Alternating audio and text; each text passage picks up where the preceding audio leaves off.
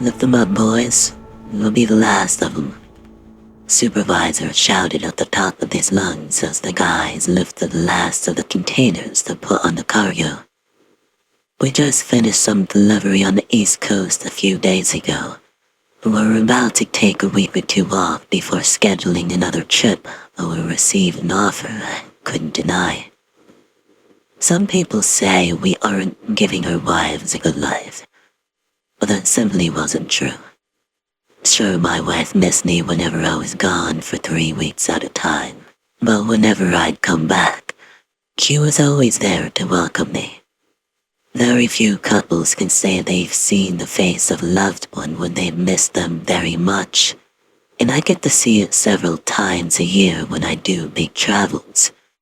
I'm not talking about that sweet cavity-inducing, "oh, I miss you, baby," bullshit that you see on TV shows when a couple have been separated for 3 hours. Nah. I mean the wholesome look a wife gives her husband when she's craved his presence and counted the days until his return. That cannot be possibly replicated. And the way my wife looks at me when I return from long trips, I don't think love has a purer form than that. Now usually, I would keep to shorter distances, for example between Vancouver and Alaska, or Vancouver and some places close on the west coast. Travels that will last anywhere between 3 to 10 days, Because like any man who loved his wife, I don't like being away from her for far too long. And I don't like knowing that she might have tortured herself worrying over how the trip was going for me, or if I was fine. You see, the life of a sailor wasn't exactly the most dangerous, but when the seas get rough, even the cargo captain like me had to hold tight. But I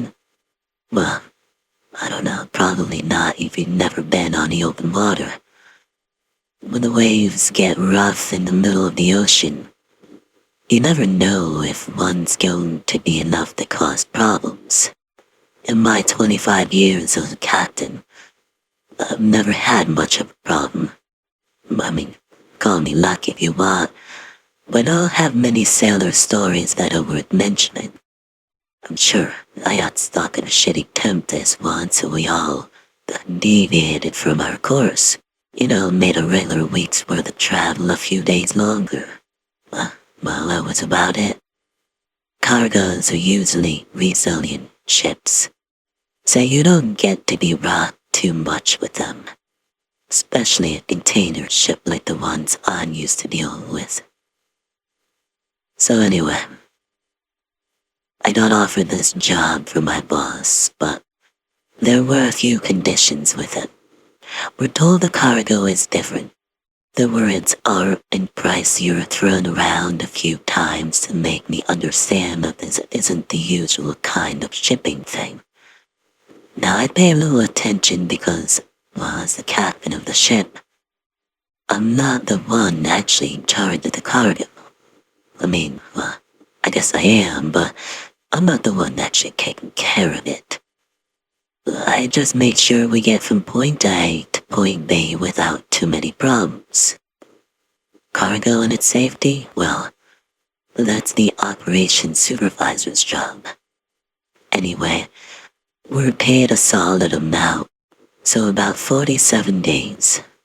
The traveling's so long, it has some advantages. Now, it's not to boast or anything, but as an international ship captain with cards and all, I get to choose my jobs, and I also have the experience to back it up.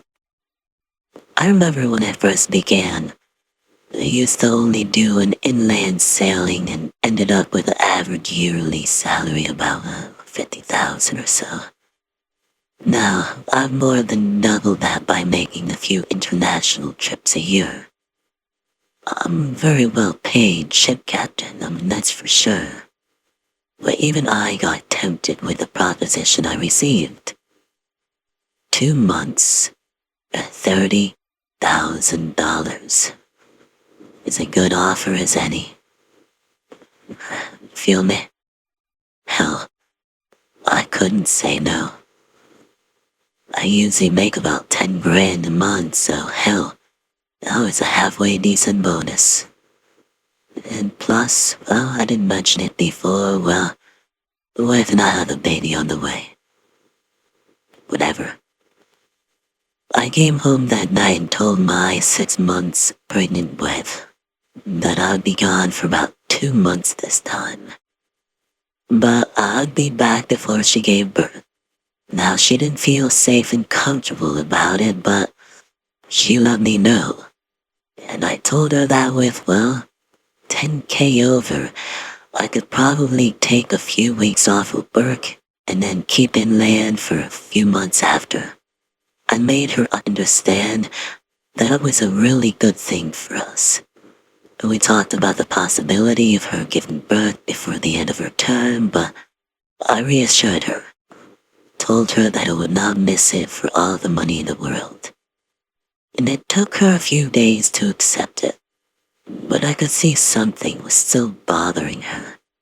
She kept asking questions about the cargo, and the closer to the departure date we got, the more anxious she got. She said she had nightmares and she felt like I shouldn't get on the trip. And well, I blamed the hormones. I blamed the fact that she was pregnant with a child, but really, what was happening is now clear and simple to me. She felt it in her bones, in her flesh, in her blood, that something was wrong with the cargo. I didn't listen. That was my first mistake. Kids were goodbye and gone to ship when I did my job as boys filled the deck with containers of various sizes and weights. Within half a day, the cargo was about 7 tons heavier, and I was done studying the route we were given. Pretty simple. 23 days and nights sailing between Vancouver and Japan. Museum guy by the name Ishiro Takwa was going to welcome us while we arrived, and I was instructed to have him sign papers after all the containers would have been secured and verified on location. It's about 48 days of travel, with 24 hours of break in Japan after the delivery to sleep, eat, shower, and prepare for the return trip while they checked the delivery. It seemed simple enough, really. Plus, I've done that route before, maybe about 5 or 6 years ago. And I remember the trip went like a breeze, nothing to worry about. Once the supervisor was done shouting, I signed some insurance thing in case something happened, and we finally set sail around 7 or 8 o'clock that night. I clocked out around midnight after setting the course and notifying my junior to keep an eye on the sea. The night was peaceful, but a bit humid. There will likely be fog in the morning, and I woke up about 6 in the morning to the noise of rowdy men shouting in the hallway. I thought maybe someone got in a disagreement with another crewmate, but as I dressed up, I heard one of them talk about voices coming from a container.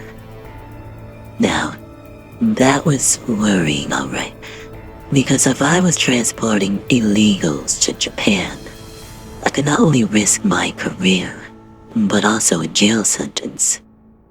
I took these accusations very seriously. I sped up my morning routine and got out to meet with the 3 or 4 guys talking in the hallway. So you said you heard voices coming from the containers? He corrected me and said it was only one voice, probably young and female. Did we get her right? Sometimes we have a stowaway or two trying to get free travel to Japan, and I told him to show me where the voice came from, and he asked the cargo supervisor to come with us. We soon arrived at an isolated container. I tapped on the side, trying to surprise whoever would be inside. Then, I stuck my ear against the metal. I couldn't hear shit. and it's not like I could just open the cargo. We were paid a good amount of money to bring those locked up containers back to Japan, and well, I didn't have the keys to that awfully big lock. I should tell the deck supervisor to keep an eye and ear out on the one particular container. I went about my day as usual, and as I'd predicted, the morning was foggy. The fog was thick and white and cold as it brushed against our faces on the deck. Fortunately, I wasn't one of the poor saps who were deck-bound. I was pretty comfortable inside the captain's cabin, protected by a large bay window. We had to decrease our speed from 40 knots to about, 35 because of the fog. But once it cleared, we got back up to 40 so we wouldn't be late. A few hours could do, but a whole day would mean that we'd have to pack our return trip as soon as we got off of this one. Now we don't hear yet about the noise coming from the container for a few more days. And by then, we were about a week into the trip, when this one night, our 30-member crew got awoken by a loud noise, like an axe repeatedly hitting a metal bar. And that was exactly what was happening. We heard the snarl of a man, and a loud clinking noise of metal meeting metal, then an equally loud scream that turned my blood to ice. I barely had the time to put my pants on and make my way to the deck when I saw the man's body fall to the ground with a loud thud. From my point of view, I just saw him lose consciousness. I reached to him and his body was covered in sweat. The fire axe still held tightly despite him losing consciousness. His knuckles were white, and the expression on his face, if not for his closed eyes, looked nothing like a man who just passed out. He looked like he'd seen something horrible. His lips were curled, his brows were arched, and his face was pale as a ghost. It took him a few minutes to come to, but when he did, he woke up screaming and tried to swing his axe at me. I regretted in that instant not taking it away from his grasp first, but my reflexes were bad. I managed to capture his wrist, and another crewmate intervened, taking the axe out of his hand. And soon enough, there was a small group of us gathered around him. We all watched him as the confusion drained from his face. There was something strange in the way he looked at us. It's weird. He looked at the container and then back at us. I couldn't put my finger on it, but it creeped me out like a hell of a lot. "You okay, son?" I asked him, finally releasing his wrists. No, he didn't answer right away. He simply looked at all of us, his blood rushing back into his cheeks. Then he said he was fine and started to explain. It was the same guy who told us he heard a voice coming from the container at the beginning of the trip. Told us he wasn't sure he'd heard something weird again, like a complaint or a girl moaning, but not in a sexy way. He said he thought someone was dying of dehydration in there. Now at that moment, hell, I remember so clearly, we all looked to the container. It was empty. Now, mind you, empty containers or even two wasn't a big deal. And after all, we were supposedly carrying a big loot cargo with art pieces and stuff. I wouldn't be surprised if they put a few empty ones in case we tried opening them. We could easily explain one open container accidentally, but if we were to open more, that'd be less plausible as an accident. So all in all, opening that container was bad, but it wasn't too bad. We could still explain it with a whole stowaway thing and not have insurance on our ass for breaking the lock. I asked our medic trainee to take the guy away and give him a day off, as well as some medication to calm his nerves, even if he said he was okay. I wanted him ready to be back at work the next day, because we needed all our hands on deck for the next 14 to 15 days. We gave the guy meds he needed, dealt with our sailing, and left it at that. Now things got weird in the following days. At first, we thought people were playing hide and seek. We lost the man, I don't know, literally, we lost a man on board the ship. Hell, we couldn't find him at all. The officer in charge of the lower deck had just vanished into thin air. We looked everywhere for him, but we couldn't find him. We found his body 3 days later, stuck behind the boilers. Bottom half of his face was missing. When I say missing, it was completely gone. It was like someone stuck fingers in his mouth and pulled it till the jaw broke, and then used superhuman force to tear off the whole face. His tongue was lolling out of a gaping hole in his neck, and flies and rats had already started biting and nibbling on his flesh. It's a horrific vision, one that I hope I never see again. But, you see, what terrified me most was his eyes. The way his big old eyes were open and stuck in an expression of sheer terror. Even dead, his face remained full of emotion and expression. I'd never seen something so fucked up in my entire life.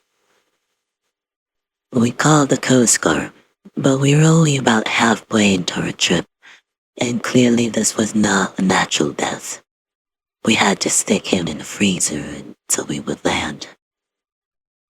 Needless to say, we were all shaken. We advised all men not to wander alone at night until we figured out what had happened. But it was pretty clear what had happened. Someone went fucking nuts and tore this guy's face before stuffing his body behind a boiler. The heat of the boiler also made the poor lad's skin bubble up and burn. Hell, stench was disgusting. If I had been faint of heart, I would probably have emptied my stomach at the sight. Still, can't say I slept well the following night, or many nights after. The crew was taken out one by one. A man disappeared and we found his legs, and only his legs next to the rail. They were cut cleanly as if a laser saw just cut him past the knees and pushed his upper body in the water. Weirdly enough, despite the wind, they were solidly rooted in the ground. We realized soon enough that whoever killed the man had stuck 4-inch nails into his feet to keep him stuck into the floor. How come we didn't hear him scream? I don't know. Hell, we didn't want to know. But after the second death on board, everyone was getting a little nervous.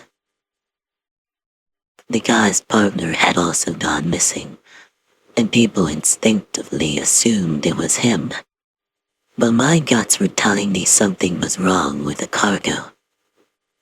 When we found the third body, I remembered my wife's worry.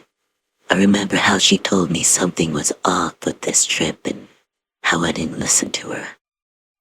I decided it was time to protect myself. I went back to the captain's table and picked up my Glock and filled the chamber with bullets. I'd keep it with me at all times after the third mangled body we found, but I wasn't taking any chances. But the killing stopped. For 3 days, there wasn't a single man disappearing. No one sick, no one injured.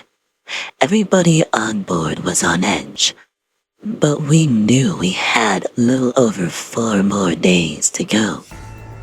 The third night, we heard a cry for help, and we all but rushed to the deck, but we were too late.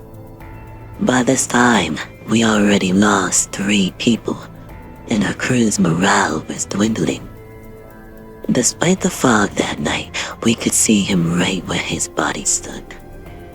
The poor man had been skewered with a broken pipe, and his guts were spilling out, blood dripping out of the pipe like a fountain. The scent of his blood carried in the wind, and I could almost feel its warmth on my face. Seconds later, another scream pierced through the atmosphere, 2 decks lower. We found one of our youngest hung in the pipe room, but his eyes had been pulled out of their sockets and stuffed in his mouth. Now after that, I could have tried anything, but I would never have been able to stop the paranoia that ensued. We were 25 on board after those 5 deaths, and the 25 of us were petrified. We locked ourselves in the cafeteria where there was food and there could be a surveillance system. But people distrusted each other. Everybody was ready to accuse everyone. Words that were sharp enough to cut like blades were thrown carelessly. Fights were started.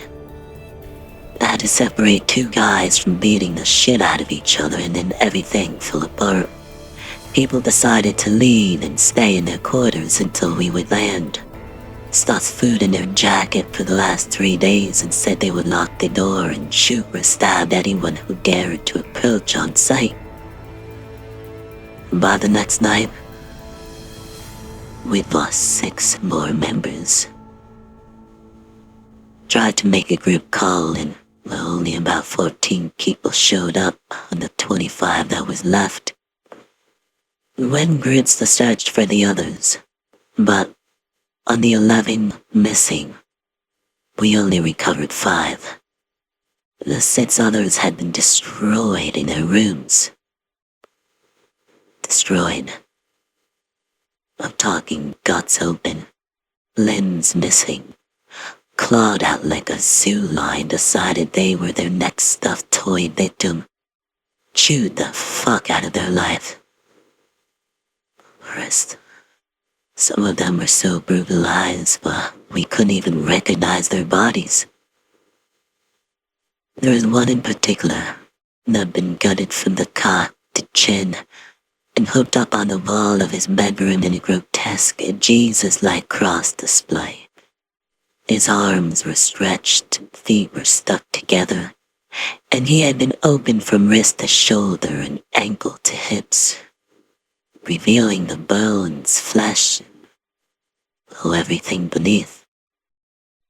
His bed was a pool of blood and guts. We didn't even bother unhooking him. We closed the door behind.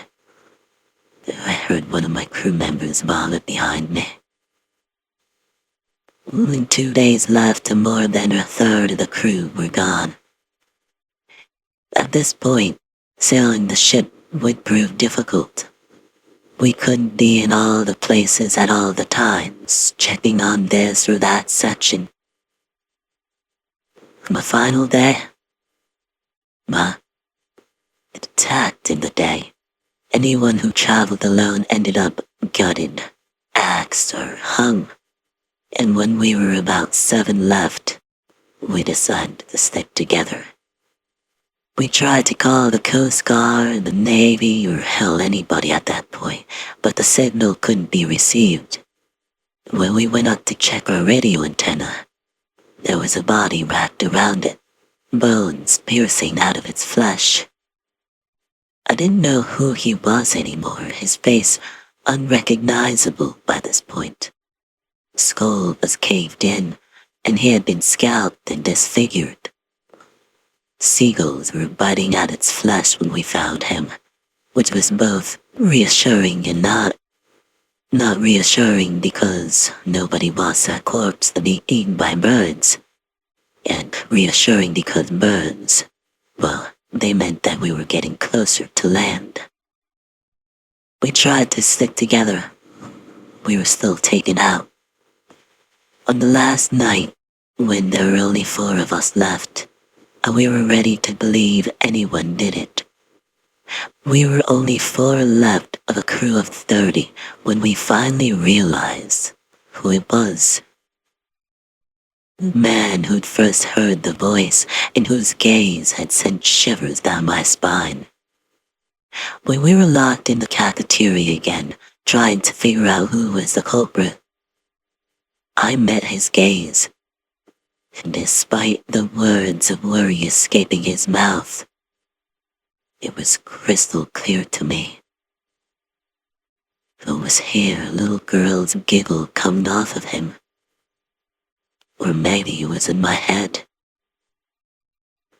After all, I was going crazy with all the deaths around here. But I wasn't going to let him take me out. I pointed my gun at his head and I hoped I would see fear, but the smile stretched eerily. And when he spoke, his voice sounded disembodied.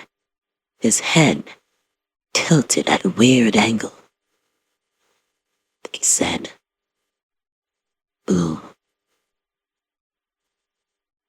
At that time, all the lights on the ship shut down. In that instant, I pulled the trigger. I pulled the goddamn trigger and I heard the most vicious, girly laugh I'd ever heard in my entire life. The 2 other men left with me were screaming, and all I could do was stand up and run.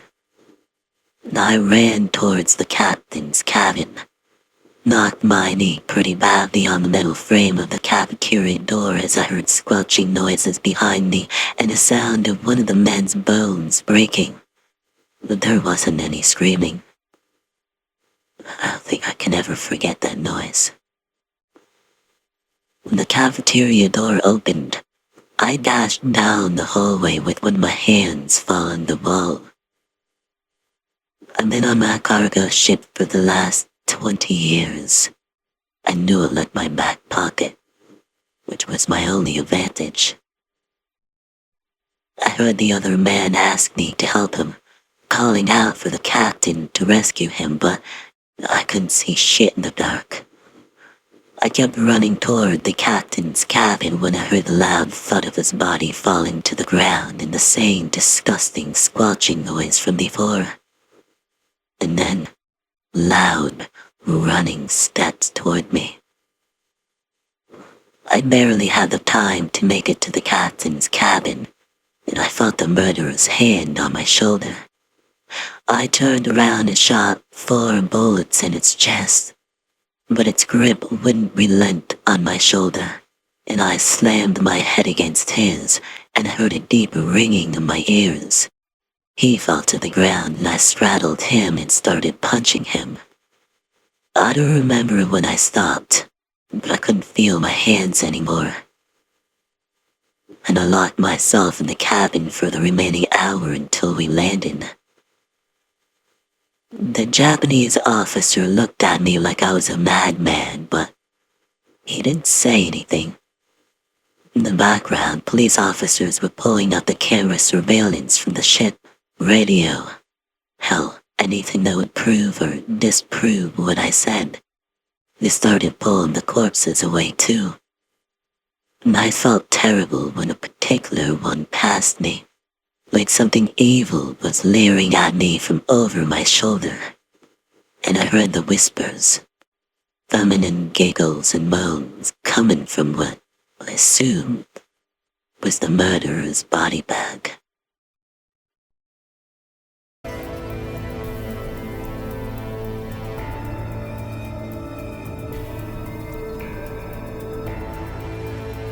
I chain smoked so much that my windpipe was reduced to a narrow pinhole of a causeway. I realized time had passed me by. Once I snapped out of the trance that had held my thoughts like a vice grip. I looked down, finding crumbled beer cans and crushed cigarette butts littered across the ground at my feet. The bench felt damp to the touch, a byproduct of my own sweat and spilled booze. I blindly reached my hand into the grocery bag sitting on the ground, retrieving a fresh beer. The can was disgustingly warm, yet I still cracked it open. My eyelids sank further as sobriety continued to fade away. I sucked the warm beer from the can, once again losing myself in thought. A new cigarette reached my lips as soon as the old one was extinguished. The world could have passed right by me, even without taking notice of my despair. I watched with squinted eyes as laughing families walked through the park. The warmth of their love radiated through the summer air. Young lovers, tightly embracing one another, strolled past the pitiful sight of me, not even shooting a quick glance in my direction. The sight of them all made me sick.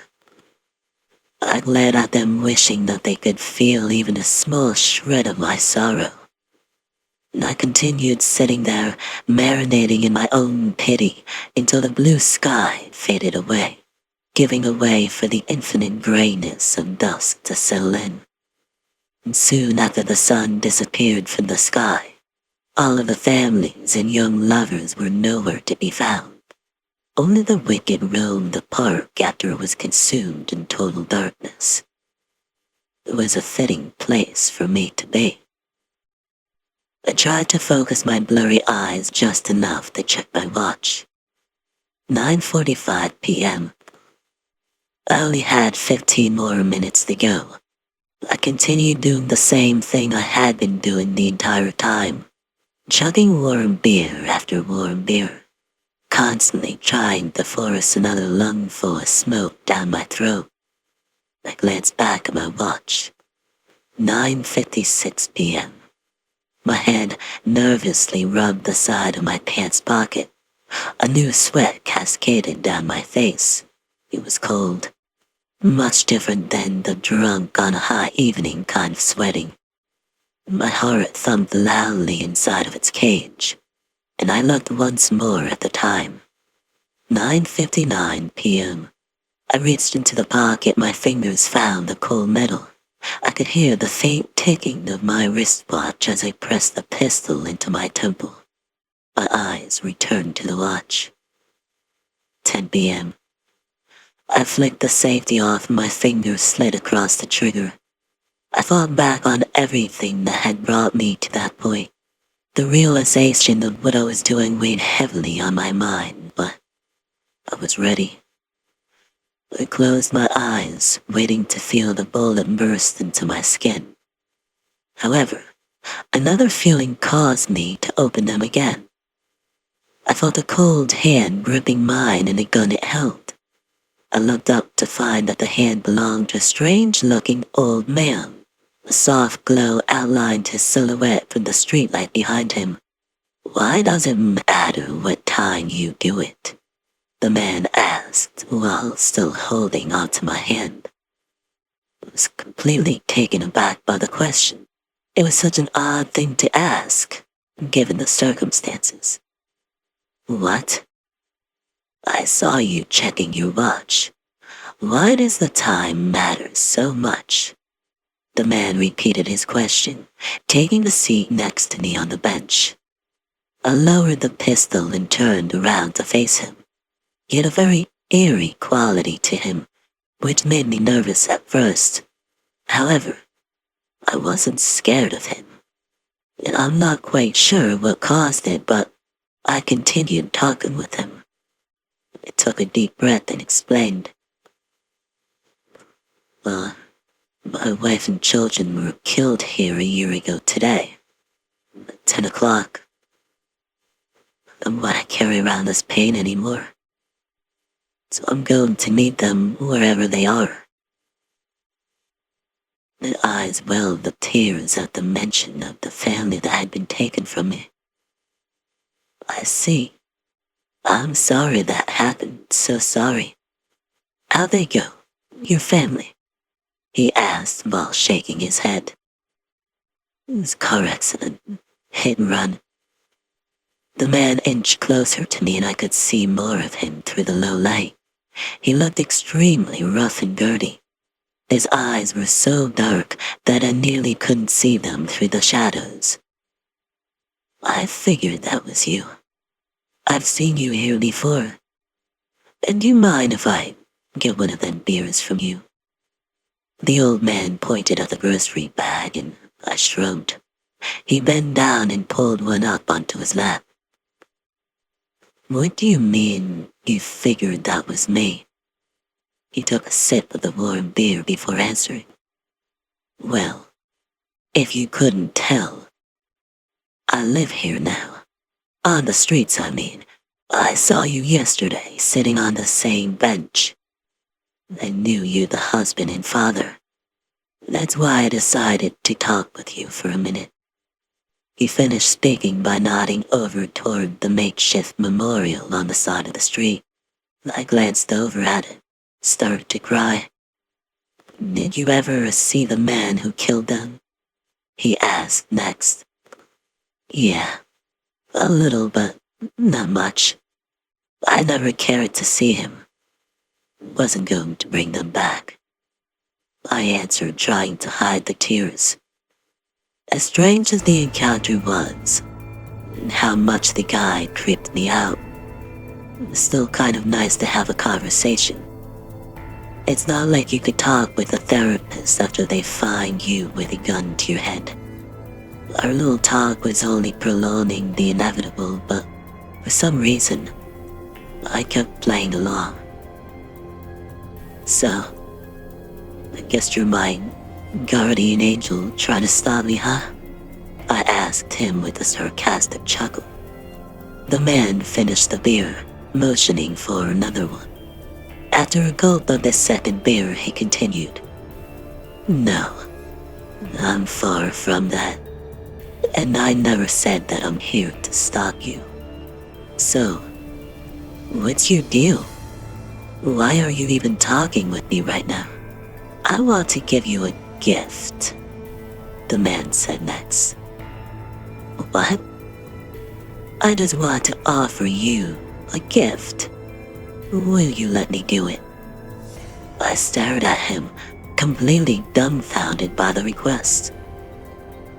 Let me take your pain away. It's the least I could do. Look at me. I'm some druggy hobo who pissed his own life away. My soul is already cursed, so there's no point of you wasting yours. At least, that's my understanding of the whole religion thing. You seem like a good man. Let me kill you. Trust me. I've killed before. I honestly didn't know how to respond. My drunken mind actually thought it was a good idea. I stared at him for a second, trying to honestly assess the entire ordeal. Eventually, I gave in, handed him the gun. He fumbled around with it for a minute. Okay, my friend. Close your eyes. Once you open them, you'll find yourself in a better world. Goodbye. I squeezed my eyes tightly shut and felt the bench shift as he moved closer to me. I prayed in my mind that I'd be allowed to see my family again. A loud click happened next to my ear as the old man readied the pistol. My ears rang, followed by a numbing silence. My head spun around inside the darkness of my mind. Cautiously, I opened my eyes, finding that I was still seated on the bench in the dark. I thought it had to be some sort of mistake, or maybe I was already in whatever comes next. I glanced over to find the old man slumped over on the bench next to me. The pistol was still in his hands, and a trickle of blood was dripping from his head, pooling onto the sidewalk. I was beyond confused and started to panic. The old man's free hand was resting against his leg, with a small piece of paper stuck between his fingers. I grabbed the paper, finding a handwritten note on a dirty napkin. Thank you. I hope that I was able to take all your pain away once and for all. I hope you can forgive me for what I did to you and your family. Cherish your soul. I held the note in front of my face and read it multiple times, hoping the words would somehow change. I couldn't fight back the nausea anymore. I stared at the man's corpse for a few minutes, desperately trying to digest everything that had happened. The man who had actually killed my family was already in prison, and I had no idea who the hell the dead man was next to me. Guided by panic and fear, I ran to the local police station and reported what had happened. Strangely, though, they never found any body in the park. They looked at me in the drunken state and quickly dismissed my story. I went home after sitting through the police questioning, still shaken by the night's events. As soon as I walked through my door, I found a letter that had been slit underneath. I quickly opened it, reading every word. According to the letter, the man who was responsible for the death of my wife and children had been found dead in prison, just a few days before I had decided to end my life. I hadn't given the man's note to the police. I don't know why I didn't, but I still carry it with me every day, as a reminder of the only thing I have left in this world. The one thing no one can take from you. A soul.